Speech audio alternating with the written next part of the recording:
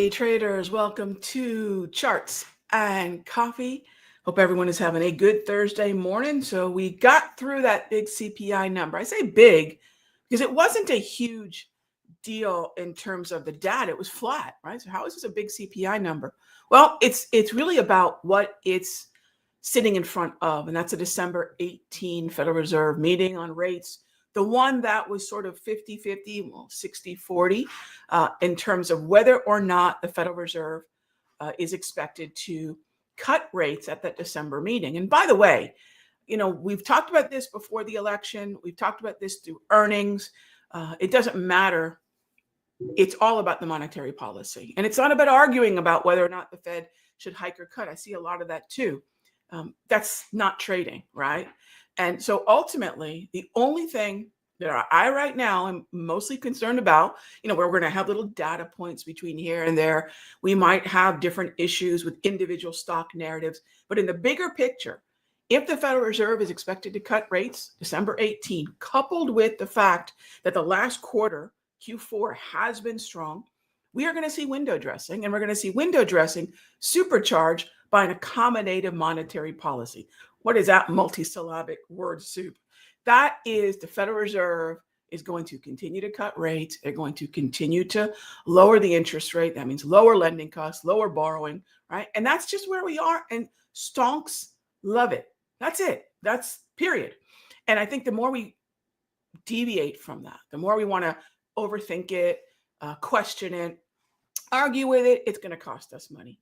Are we in a little bit of a holding pattern right now? Yes, because we had a huge rally on the 6th.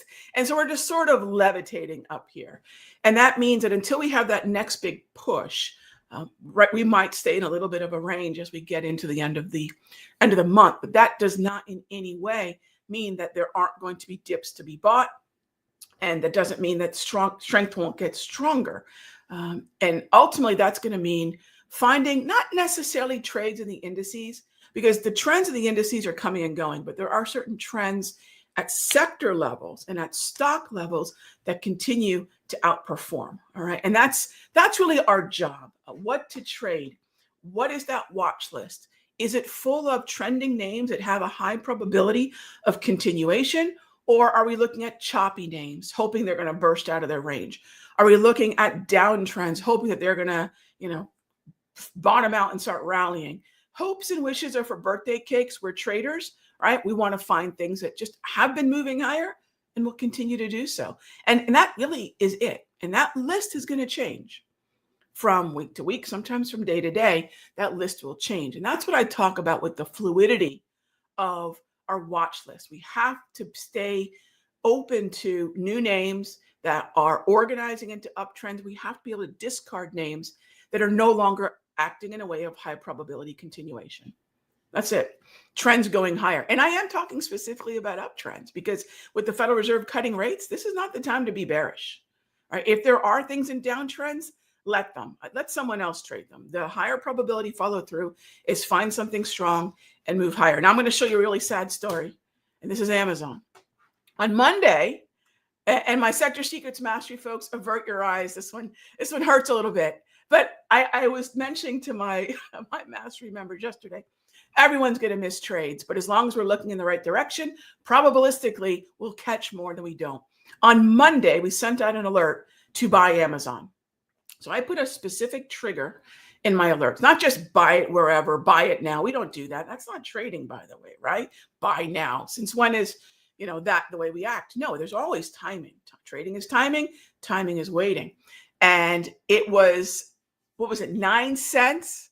I think we missed our trigger by 9 cents. But you know what? Even then, I still say, you know what? We're still building our watch list on high probabilities. I didn't chase it higher yesterday. That's just a bozo move, right? What I want to do is find the dip. And if it's a day trade, don't get me wrong. There was a nice day trade on Wednesday for this. But I mean, for the longer term, overnight, trend following, swing trade, Monday was the trigger. So for those of you that often ask, Rog, what is it that gets you in? Take a look at Monday. Take a look at that wick. I missed my trigger by 9 cents. And I also want to use this example to remind everybody, everyone's going to miss trades, even someone who's been doing this for 3 decades. And even then, I was telling my members, folks think if you've been doing this a long time, that somehow you're unemotional. And, of course not. I think it only actually you become a little bit more emotional, but you also get better at capping them. When this is what you do, and this is what you do publicly, and this is basically your life's work, you don't think it gets more emotional? Absolutely. I'm probably more emotional internally about my trades in year 32 than I was on year 2. But I've also become exponentially better at just putting those aside and sticking with the process. So both those things are always happening. Don't think at some point you're going to wake up and be, Vulcan and not have any emotion whatsoever. It doesn't exist. So there's a great example of, yeah, we do miss trades, but as long as they're in the direction where the market's moving and we had a good plan and the plan worked out, just didn't let us hop on the ride, I still take that as a positive, right? Always work on shoring up your confidence, because the market will not do that for you. Right? Market action will not do that for you. All right. In the meantime, there's a question about some other relative outperformers. Sure. I'll show you right now what we are focused on. And let's see. Is that the link? No, that's Slumper Trading website. There we go. Sector performance. What's at the top of the list? So there's 2 ways we can look at right now what's happening. We can look at the last 1 month. Actually, 3 ways. We can look at the last 30 days, the last 1 month. We can look at month to date, what's been happening in November. But if you caught the top tier outlook show on Sunday, one of the things that I'm doing now is I'm starting to favor quarter to date, because the more we start to go into the window dressing psychology, and we're probably on the early cusp of it now, what's going to happen is money managers are going to go back and say what's underperforming. They're not going to want gold miners, probably. They're not going to want home builders. Healthcare, that's been a dumpster fire for months. What a terrible place to be if you actually want to see a stock move higher. There are exceptions always, right? But there's more likelihood of that outgoing tide on a rising one, right? Okay, basic materials, no. Real estate, no. Utilities, no. Staples, no. In other words, all those defensive sectors have underperformed so far in Q4. Why? Because we have risk appetite. Right? What's happened since September? 50 basis point cut, 25 basis point cut, and we're now motoring into another 25 basis point cut, 1 full percentage point lower in the Fed funds rate. Stocks, again, are going to like that. So look at what's atop the leaderboard, if you will.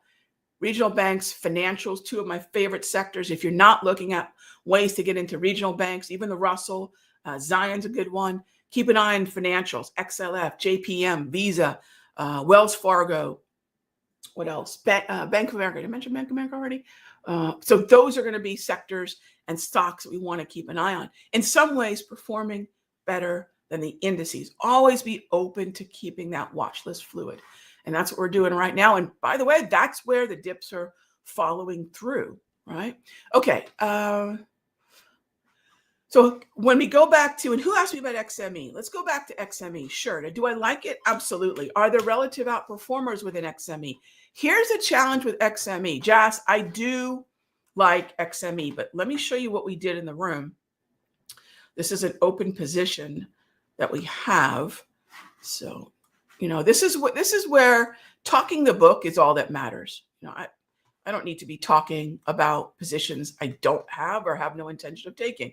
So let's talk about what we're in and what we're actively pursuing. At the beginning of the week, by the way, there were 2 symbols that I wanted. We sent those alerts out on Monday. Amazon was one of them. Alcoa was the other. And the reason I wanted those 2, I'll show you right now. Here we go. Amazon and Alcoa. Why? The reason I went with Alcoa, Jas, this is the difference. And these are the things that we teach in the mastery. Boats versus tide. Boats versus tide. And what that means is, take a look at XME here. Freeport Mac brand, Newmont Mining. These are very heavy stocks. They're moving lower. And if the heavily weighted names in a sector are moving lower, that means the sector is going to have to overcome the weakness of those 2 stocks to climb higher. Look what's moving higher. 2 of the names on the list here were Alcoa and MP. So take a look at Alcoa and take a look at MP. Does everyone see the 2 green momentum, green trend, those two green trade flags? That's where the boats are going to make more sense, because for XME to continue higher, it's going to need basically Freeport McMoran and Newmont Mining to simmer down, and they don't look anywhere near ready to do that. So that's where we say, thank you, Tide, but let's go get a better boat. Let's go get a better boat. Okay. So that's, any questions from the essentials room on that? No. So that's what I'm in. So Jazz, I'm not playing XME. We're in Alcoa. We've been trying to set that up since Monday. We set out alerts again yesterday, and that's where I'll go with the boat versus the Tide. All right. Let's see. Sandhu says, good morning. Good morning, Sandhu. You are a very disciplined trader. Well, I appreciate that. It's just sticking to the process, right? You know what I'll tell you again, discipline isn't something you just wake up with.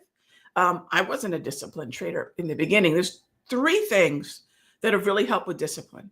1, having confidence in a process. Let's just take away trading and add in diet. If you were trying to put on weight or lose weight, right? And you had a process that showed results pretty quickly, would you have discipline to it? Probably. Because what you wanted was what you were getting. And then it's not so much work to do that regimen, whatever it may be. So a lot of discipline comes from seeing results, right? Which is why I think for me, to help my Sector Secrets Mastery folks gain confidence in something I've been doing for 3 decades, I'm going to show results, both good and bad. So the bad result could be we take smaller losses less often, right? And the obviously good result is we take larger wins more often. That's one way to build confidence and discipline. All right. The next thing is, don't listen to too many voices. One of the biggest challenges in the modern internet is how many people we're going to be bombarded with that have an opinion about how to trade. I'm not saying any of them are right. I'm not saying any of them are wrong, right? They're just opinions. And so at the end of the day, the most important thing that you can do right now to gain discipline is 1, maybe 2, like a complementary approach. If you're looking at 2 disparate approaches, if I'm a buy the dip trader, which I am, and you're following a momentum trader, you're doomed to fail, because those are 2 very different ways of trading. The watch list will be different. The process, the timing will be different. So if you are going to look at more than one approach, make sure it's complementary, right? And then ask the person you're learning from, what is your basic philosophy about market entry? And you know mine, find a trend, buy the dip, rinse and repeat, right? And then the last thing I will say in terms of discipline is learn to hate losing more than you love winning. And they're not the same thing. So for me, I calibrate everything to don't make a dumb trade. Don't ever be in a trade you regret taking. I'm okay, quote unquote, missing a trade. That's fine with me. That's life. Yeah. But what I won't tolerate of myself is being in something sloppy and sitting in a position where I said, darn it, I know I shouldn't have taken it. Right. That's when that's where I'm veering from my discipline. If you can do those 3 things, that's really it. I'm not that disciplined in most of my life, but I've calibrated to those 3 things. And then find a group, if there's a 4th, Sandhu, find a group that's doing things in a similar way. So you have a community, you have a support. If you're in a group where people are doing things 20 different ways, you're never going to be able to do the first 3 things.